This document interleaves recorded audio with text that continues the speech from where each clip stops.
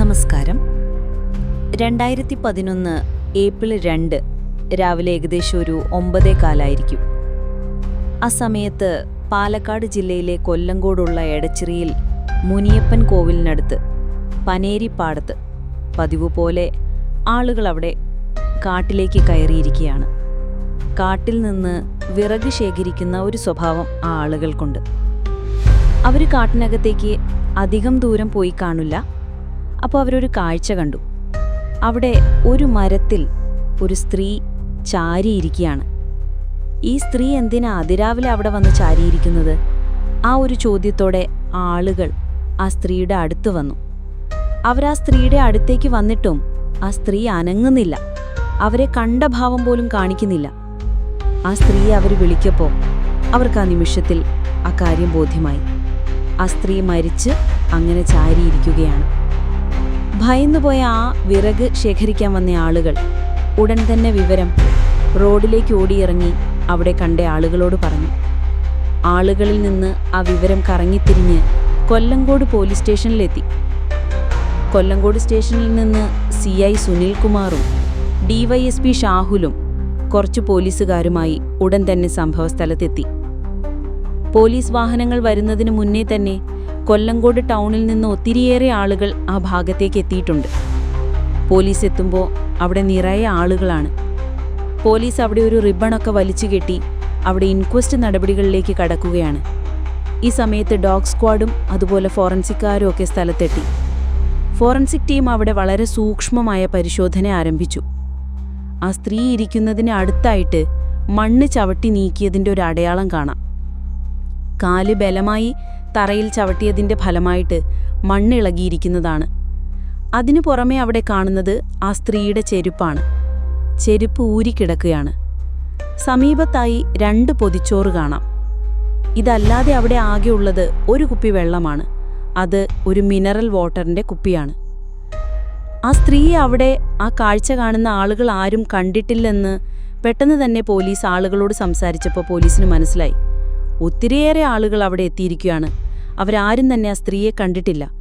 തികച്ചും അപരിചിതയായ ഒരു സ്ത്രീ റോഡിൽ നിന്ന് ആ വനത്തിനുള്ളിലേക്ക് വന്ന് അവിടെ ആ മരത്തിൽ ചാരിയിരുന്ന് മരിച്ചിരിക്കുകയാണ്. ശരിക്കും അവരുടെ കഴുത്തിൽ കറുത്ത പാടുണ്ട്. അവരുടെ കഴുത്തിൽ ആരോ ബലമായി അമർത്തിയതിൻ്റെ ഫലമായിട്ട് അവർ ശ്വാസം മുട്ടി മരിച്ചിരിക്കുകയാണെന്ന് ഒറ്റ നോട്ടത്തിൽ തന്നെ ഫോറൻസിക് വിദഗ്ധർക്ക് മനസ്സിലാകുകയും അവരത് പോലീസിനോട് പറയുകയും ചെയ്തു. പോലീസിന് നേരത്തെ തന്നെ ആ സംശയം ഉണ്ടായിരുന്നു. ഡോഗ് സ്ക്വാഡ് സ്ഥലത്തെത്തിയെങ്കിലും ആ പോലീസ് നായയ്ക്ക് അധികമൊന്നും ചെയ്യാനുണ്ടായിരുന്നില്ല. ആ പോലീസ് നായ ആ മരത്തിന് ചുറ്റുമൊന്ന് ചുറ്റി ആ ഭാഗമൊക്കെ മണത്തതിന് ശേഷം അവിടെ നിന്ന് റോഡ് വരെ ഓടിയെത്തി. റോഡിലെത്തിയ ആ നായയുടെ ഓട്ടം അവിടെ അവസാനിച്ചു. ആ നായയുടെ പരിശീലകർ എത്ര ശ്രമിച്ചിട്ടും അതിനപ്പുറത്തേക്ക് ആ നായയ്ക്ക് മുന്നോട്ടു പോകാൻ പറ്റിയില്ല. റോഡിലെത്തിയ കൊലപാതകി അല്ലെങ്കിൽ കൊലപാതകികൾ അവിടെ വെച്ച് ഏതെങ്കിലും വാഹനത്തിൽ കയറിയിട്ടുണ്ടാവും. ആ ഒരു ധാരണയിലേക്ക് പോലീസ് എത്തി. എന്തിനായിരിക്കാം ആ സ്ത്രീയെ കൊന്നത്? ഇൻക്വസ്റ്റ് നടപടികൾ ആരംഭിച്ചപ്പോൾ സ്വാഭാവികമായിട്ടും പോലീസിന്റെ മുന്നിലേക്ക് വന്ന ചോദ്യം അതാണ്. ആ സ്ത്രീയുടെ കാതിൽ കമ്മൽ ഉണ്ടായിരുന്നതിൻ്റെ ഒരു അടയാളം കാണാം. കമ്മൽ ഇളക്കിയെടുത്തിരിക്കുകയാണ്.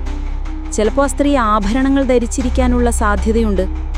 ആ ആഭരണങ്ങളൊന്നും തന്നെ ആ സ്ത്രീയുടെ ബോഡിയിലില്ല. ആഭരണങ്ങൾക്ക് വേണ്ടി ആ സ്ത്രീ ആരെങ്കിലും ഇനി കൊന്നതാണോ? അങ്ങനെ കൊന്നതാണെങ്കിലും ആ സ്ത്രീയെ കൊന്ന വ്യക്തിക്കോ അല്ലെങ്കിൽ വ്യക്തികൾക്കോ ആ സ്ത്രീയുമായി നല്ല അടുപ്പമുണ്ട്. ഇല്ലെങ്കിൽ റോഡിൽ നിന്ന് അത്രയും ദൂരേക്ക് ആ സ്ത്രീ വരാനുള്ള ഒരു സാധ്യതയുമില്ല. ആ സ്ത്രീ അവിടേക്ക് മറ്റാർക്കോ ഒപ്പം നടന്നെത്തിയിരിക്കുകയാണ്. വനത്തിനുള്ളിലേക്ക് എന്തിനായിരിക്കും എത്തിയത്? ആ ചോദ്യത്തിൻ്റെ ഉത്തരം പോലീസുകാർക്കും നാട്ടുകാർക്കൊക്കെ അറിയാം.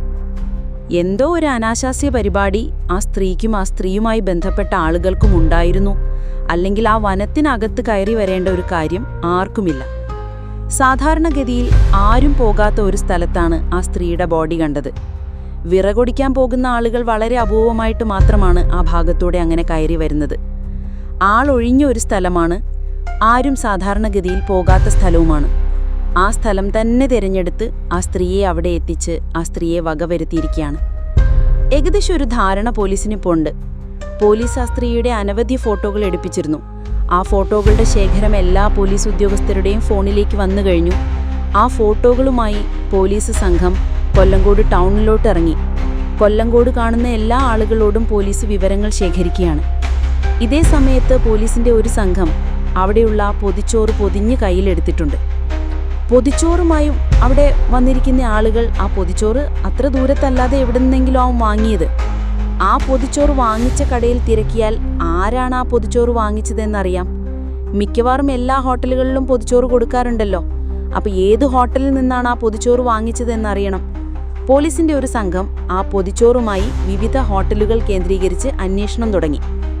മറ്റേ സംഘം ആ ഭാഗത്ത് കാണുന്ന മുഴുവൻ ആളുകളോടും ആ ഫോട്ടോ കാണിച്ച് ആ സ്ത്രീയെ അറിയാമോ എന്ന് ചോദിക്കുകയാണ്. ഫോട്ടോ കാണിച്ച ആളുകളോട് സംസാരിക്കുന്ന സംഘത്തിന് മണിക്കൂറുകളായിട്ടും ഒരു റിസൾട്ടിൽ എത്താൻ പറ്റിയില്ല.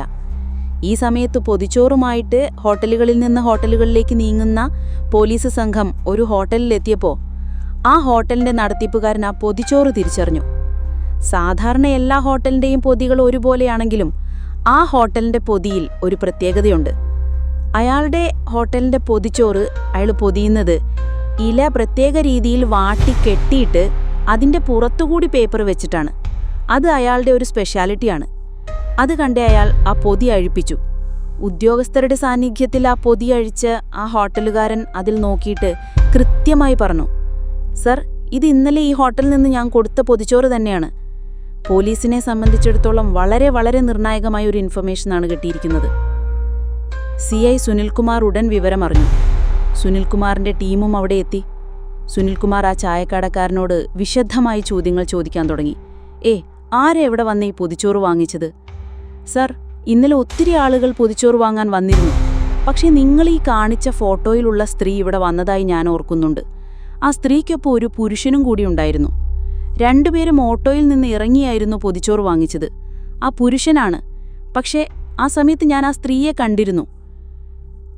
സുനിൽകുമാറിന്റെ കൈവശമുള്ള ആ മൊബൈൽ ഫോണിൽ കാണുന്ന ആ സ്ത്രീയെ ശരിക്കും ആ കടക്കാരൻ തിരിച്ചറിയുകയായിരുന്നു. അയാൾ ആ സ്ത്രീക്കൊപ്പം ഉണ്ടായിരുന്ന കടയിലേക്ക് കയറി വന്ന് പൊതിച്ചോറിന് ഓർഡർ കൊടുത്ത് പൊതിച്ചോറ് വാങ്ങിച്ച വ്യക്തിയെയും നല്ല ഓർമ്മയുണ്ട്. സുനിൽകുമാർ ആ കടക്കാരനോട് ചോദിച്ചു, അയാൾ പൊതിച്ചോറ് വാങ്ങിച്ചിട്ട് എങ്ങനെയാ പോയത്? സർ, അവർ രണ്ടുപേരും ഒരു ഓട്ടോയിലാണ് ഇവിടെ വന്ന് പൊതിച്ചോറ് വാങ്ങിച്ചതും. വേഗം തന്നെ ഓട്ടോയിൽ അവർ പോവുകയും ചെയ്തു. അവർ ആ സ്ത്രീ മരിച്ചു കിടന്ന ആ ഭാഗത്തേക്ക് തന്നെയാണ് പോയത്. ആ കാര്യവും അയാൾ കൃത്യമായി ഓർക്കുന്നുണ്ട്. പെട്ടെന്ന് സുനിൽകുമാർ ചോദിച്ചു, അല്ല, ഏത് ഓട്ടോയിൽ അവർ വന്നത് എന്നറിയാമോ? സർ, ഏത് ഓട്ടോ ആണെന്നൊന്നും ഞാൻ ഓർക്കുന്നില്ല. പക്ഷെ ഒരു കാര്യം എനിക്ക് ഓർമ്മയുണ്ട്. ആ ഓട്ടോ ഞാൻ ഇതിനു മുൻപും കണ്ടിട്ടുണ്ട്. ഈ ഭാഗത്ത് എവിടെയോ ഉള്ള ഓട്ടോ ആണ്. അയാളുടെ കടയിൽ ഭക്ഷണം കഴിക്കാൻ വരുന്ന ആരോ ആ ഓട്ടോയിൽ നേരത്തെ അവിടെ വന്നിട്ടുണ്ടാവും. അല്ലെങ്കിൽ അയാൾ മറ്റെന്തെങ്കിലും സാധനം വാങ്ങാനായി നിരത്തിലോട്ട് ഇറങ്ങിയപ്പോൾ അയാൾ കണ്ടിട്ടുള്ള ഓട്ടോയുമാണ്. എന്നാൽ അയാളുടെ മനസ്സിൽ ആ ഓട്ടോ ഉണ്ട്. ആ കടക്കാരൻ ആ കാര്യം വിശദീകരിച്ചതും സുനിൽകുമാർ അയാൾക്കൊപ്പമുള്ള ഉദ്യോഗസ്ഥർക്ക് ഒരു നിർദ്ദേശം കൊടുത്തു. സമീപത്തുള്ള എല്ലാ ഓട്ടോ സ്റ്റാൻഡുകളിലും ഒരു അന്വേഷണം നടത്താനുള്ള നിർദ്ദേശമാണ് അദ്ദേഹം കൊടുത്തത്. പോലീസ് ഉദ്യോഗസ്ഥർ ഉടൻ തന്നെ ഓരോ സ്റ്റാൻഡുകളായി സമീപിച്ചു തുടങ്ങി. അനവധി ഓട്ടോകളുള്ള ധാരാളം സ്റ്റാൻഡുകൾ അവിടെയുണ്ട്. ഏത് സ്റ്റാൻഡിലെ വണ്ടിയാണെന്ന് കടക്കാരന് കൃത്യമായിട്ട് അറിയില്ല. എന്നാൽ ലോക്കലാണ് ആ ഓട്ടോ എന്നൊരു തോന്നൽ ആ കടക്കാരനുണ്ട്. അത് അയാൾ പോലീസ് ഉദ്യോഗസ്ഥരോട് പറയുകയും ചെയ്തു. അതുകൊണ്ട് തന്നെ അന്വേഷണ ഉദ്യോഗസ്ഥർ ആ കടയോട് ഏറ്റവും അടുത്തുള്ള സ്റ്റാൻഡിൽ നിന്നാണ് അന്വേഷണം തുടങ്ങിയത്. ആ സ്റ്റാൻഡിലെ ഓട്ടോക്കാരെയൊക്കെ ആ സ്ത്രീയുടെ ചിത്രം കാണിച്ച് അവരാരെങ്കിലും ആ സ്ത്രീയെ കണ്ടിട്ടുണ്ടോ എന്നുള്ള ചോദ്യമാണ് ആദ്യമേ പോലീസ് തുടങ്ങിയത്. അവരാരും കണ്ടിട്ടില്ല. അങ്ങനെ അന്വേഷിച്ച് വരുമ്പോൾ ഒരു ഓട്ടോക്കാരൻ ആ സ്ത്രീയെ തിരിച്ചറിഞ്ഞു. അയാളുടെ പേര് ഹക്കീം എന്നാണ്. സർ, ഈ സ്ത്രീയെ ഞാൻ കണ്ടായിരുന്നു. ഈ സ്ത്രീക്കൊപ്പം ഒരു നല്ല മീശയുള്ള ഒരു ചെറുപ്പക്കാരനുണ്ടായിരുന്നു. എൻ്റെ ഓട്ടോയിലാണ് അവർ യാത്ര ചെയ്തത്. ഹോട്ടലിന് മുന്നിൽ നിർത്തി ഭക്ഷണം വാങ്ങിച്ച അവരവിടുന്ന് നേരെ പോയത് ആ വനത്തിൻ്റെ ഭാഗത്തേക്കാണ്. ഞാൻ അവരോട് ചോദിക്കുകയും ചെയ്തു, എന്തിനാ വനത്തിൽ പോകുന്നത് എന്ന്. അപ്പോൾ ഏകദേശം സന്ധ്യ ആയതുകൊണ്ടാണ് അങ്ങനെ ചോദിച്ചത്. ഇല്ല, ഞങ്ങൾ വേഗം പോകുമെന്ന് അവരെന്നോട് മറുപടി പറഞ്ഞതാണ്. അതുകൊണ്ട് ഞാൻ പിന്നെ കൂടുതലൊന്നും തിരക്കിയില്ല. ഹക്കീമിന് ആ ആളെ നല്ല മുഖപരിചയമുണ്ട്. ഹക്കീം തലേ ദിവസം ആ ഓട്ടോയിൽ വന്ന് കയറിയ ആ ആളെക്കുറിച്ചും ആ സ്ത്രീയെക്കുറിച്ചും അയാൾക്ക് മനസ്സിലായ കാര്യങ്ങളൊക്കെ പോലീസിനോട് പങ്കുവച്ചു. അയാൾ പറഞ്ഞ കാര്യങ്ങൾ കേട്ടതും സുനിൽകുമാർ ഹക്കീമിനോട് ചോദിച്ചു, ഹക്കീം, നിനക്ക് ആ ആളുടെ മുഖം ഓർമ്മയുണ്ടോ? സർ, നല്ല മീശയുള്ള ഒരു കക്ഷിയാണ്. നല്ല ഒത്ത പൊക്കവും വണ്ണവും ഒക്കെ ഉണ്ട്. ഒരു 30 വയസ്സ് പ്രായം വരും. അതിനപ്പുറത്തേക്ക് എന്തായും വരില്ല. ചെറുപ്പക്കാരനാണ്. അങ്ങനെ ഹക്കീം പറഞ്ഞതും രേഖാചിത്രം വരയ്ക്കുന്ന ആളുകളുടെ അടുത്തേക്ക് ഹക്കീമിനെ പോലീസ് കൊണ്ടുപോയി. കൊല്ലങ്കോട് പോലീസ് സ്റ്റേഷനിൽ രേഖാചിത്രം വരയ്ക്കുന്ന ആളുകളോട് ഹക്കീം അയാളുടെ മനസ്സിലുള്ള ആ ആളെക്കുറിച്ചുള്ള വിവരങ്ങൾ പറഞ്ഞുകൊണ്ടിരുന്നു. അങ്ങനെ പറഞ്ഞുകൊണ്ടിരിക്കുമ്പോൾ അയാൾ പെട്ടെന്ന് തിരിഞ്ഞ് സുനിൽകുമാറിനോട് പറഞ്ഞു, സർ, ഇയാളെ ഞാൻ ഇതിനു മുൻപും കണ്ടിട്ടുണ്ട്. ഇതിനു മുൻപ് കണ്ടിട്ടുണ്ടെന്നോ? അതെ സർ, കുറേ നാളുകൾക്ക് മുൻപ് അയാൾ എൻ്റെ ഓട്ടോയിൽ വന്നു കയറിയിരുന്നു. അന്നും അയാൾക്കൊപ്പം ഒരു സ്ത്രീ ഉണ്ടായിരുന്നു. സ്ത്രീകളുമായിട്ട് ആ വനത്തിലേക്ക് കൂടെ സർക്യൂട്ട് അടിക്കുന്ന ഒരു കഥാപാത്രമാണ് ഹക്കീമിൻ്റെ ഓട്ടോയിൽ കയറിയത് എന്ന് അത് കേട്ടപ്പോൾ പോലീസിന് മനസ്സിലായി. ഇതിനിടയിൽ ഹക്കീം പറഞ്ഞതിൻ്റെ അടിസ്ഥാനത്തിൽ ഒരു രേഖാചിത്രം വരച്ചു. ഒരു ചെറുപ്പക്കാരൻ്റെ രേഖാചിത്രമാണ് വരച്ചിരിക്കുന്നത്. ഹക്കീം പറഞ്ഞതുപോലെ ആ പ്രത്യേക രീതിയിലുള്ള മീശയും അയാൾക്ക് വരച്ച് ചേർത്തിട്ടുണ്ട്. ശരിക്കും ഒരു ഫോട്ടോ പോലെ തന്നെ ആ ചിത്രം വരച്ചെടുത്തിരിക്കുകയാണ്. ആ ചിത്രം ഹക്കീമിനെ കാണിച്ചതും ഹക്കീം അത് തന്നെയാണ് ആളെന്ന് ഉറപ്പിച്ചു പറയുകയും ചെയ്തു. ആളെ തിരിച്ചറിഞ്ഞു. ഇനി ആ ആളെ കണ്ടുപിടിക്കണം. അയാൾ ആരാണെന്ന് അറിയണ്ടേ? ഹക്കീം ആ ചിത്രം കൺഫേം ആക്കി എന്നുള്ള കാര്യം സുനിൽ ഡിവൈഎസ്പി ഷാഹുലിന് റിപ്പോർട്ട് ചെയ്തു. ഷാഹുൽ സുനിലിനോട് പറഞ്ഞു, സുനിൽ, ആ ഹക്കീമിനോട് അയാളുടെ ഓട്ടോയിൽ തന്നെ ആ വ്യക്തി രണ്ടാമതും വന്നു കയറാനുള്ള കാരണം തിരക്കുക. സുനിൽ ഹക്കീമിനെ വിളിച്ചു വരുത്തി ഹക്കീമിനോട് ആ ചോദ്യം ചോദിച്ചു. ഹക്കീം, നിന്റെ ഓട്ടോയിൽ തന്നെ വീണ്ടും അയാൾ വന്നു കയറാൻ എന്താണ് കാരണം? സർ, ആദ്യത്തെ തവണ അയാൾ വന്നപ്പോൾ തന്നെ അയാൾ എൻ്റെ ഫോൺ നമ്പർ വാങ്ങിച്ചായിരുന്നു. പിന്നീട് അയാൾ ടൗണിലെത്തുമ്പോഴൊക്കെ എൻ്റെ ഫോണിലേക്ക് വിളിക്കും. അയാൾ പറയുന്ന സ്ഥലത്ത് ഞാൻ ഓട്ടോയുമായി ചെല്ലും. അവിടെ അയാൾക്കൊപ്പം ഇപ്പോഴും ഏതെങ്കിലും സ്ത്രീകളെ കാണും. സ്ത്രീകളെ കൊണ്ട് ആ കാടിന്റെ ഭാഗത്തേക്ക് പോകലാണ് അയാളുടെ പരിപാടി. അയാളുടെ ഒരു സ്ഥിരം പരിപാടി ആയതുകൊണ്ട് ഞാനതിനെക്കുറിച്ച് കൂടുതലൊന്നും ചോദിക്കാറില്ല.